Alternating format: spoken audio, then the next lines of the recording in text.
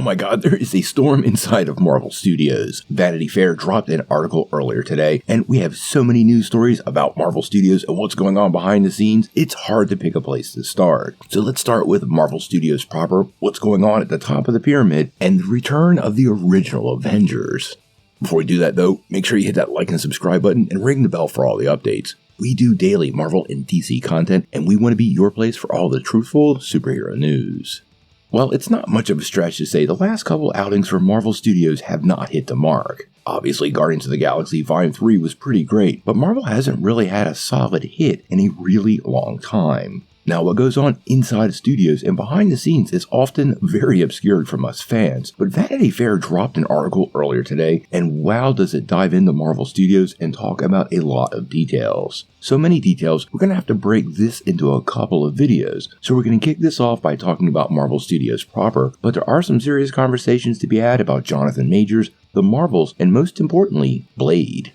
Now, last September, Marvel's top executives, including King of all things Marvel, Kevin Feige, held their annual retreat. They get together once a year to talk about the Marvel Universe, and typically it's a pretty good time, but this year was marked by anxiety due to a whole series of recent disappointments. Secret Invasion was an absolute flop, and earlier this year, Ant-Man and the Wasp: Quantumania, well, it definitely did not meet any of the metrics Marvel had hoped for. Now, the report does go on to detail that most of Marvel's recent troubles can absolutely be traced back to a single point, and this was when the strategy changed and they decided to produce an absolute continuous stream of interconnected content for Disney+, putting an incredible strain on Marvel Studios. If you remember about a year ago, Marvel was dropping show after show after show, one after another, with almost no break in between. The pipeline got too full, and this has caused the quality of Marvel content to start to be questioned, with many projects feeling rushed or almost unfinished.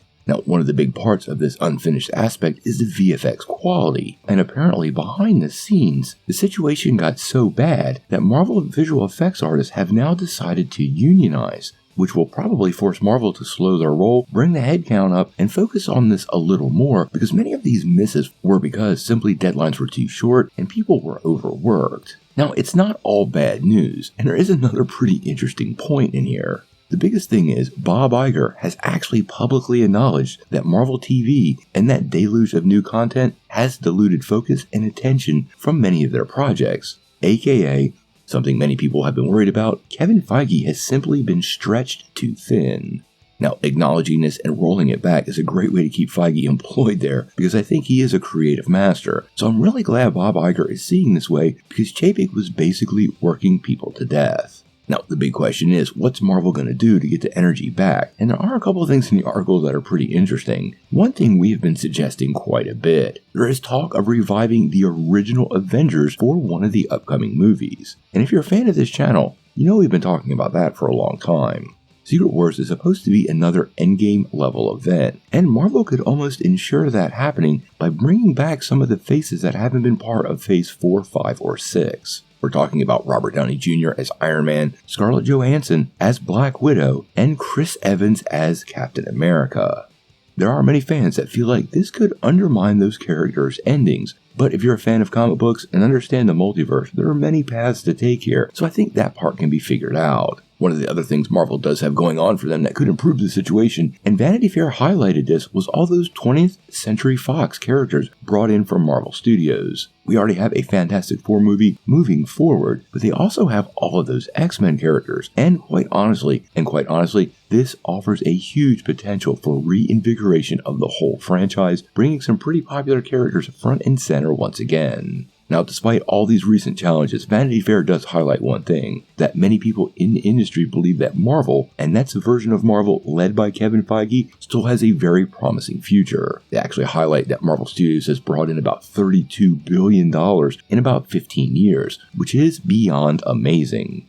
Now, it seems to me the problem here has been clearly identified, and this is something many people have been talking about. The problem is, and has been for a really long time, that Marvel was simply trying to make too much content. And now they've broken some of their toys and need to get things realigned. A lot of the new characters that they were introducing simply had huge breaks between appearances, some only appearing once so far like Shang-Chi or Moon Knight. And this is quite different than the early phases of the Marvel Universe, where Marvel did everything they could do to keep us in touch with their characters. The slate simply got too big, bloated, and many fans, even big fans who enjoy the content, stopped being excited for new things because there was always something new. I think Marvel's making the right moves to adjust the ship, and I do believe Kevin Feige, with the support of Bob Iger versus Bob Chapek, really has the power and ability to do that. As a fan of the franchise, I do have some hope for the future, and I think by the time we get to Secret Wars, we'll all start breathing a little easier. But we're gonna have to wait and see.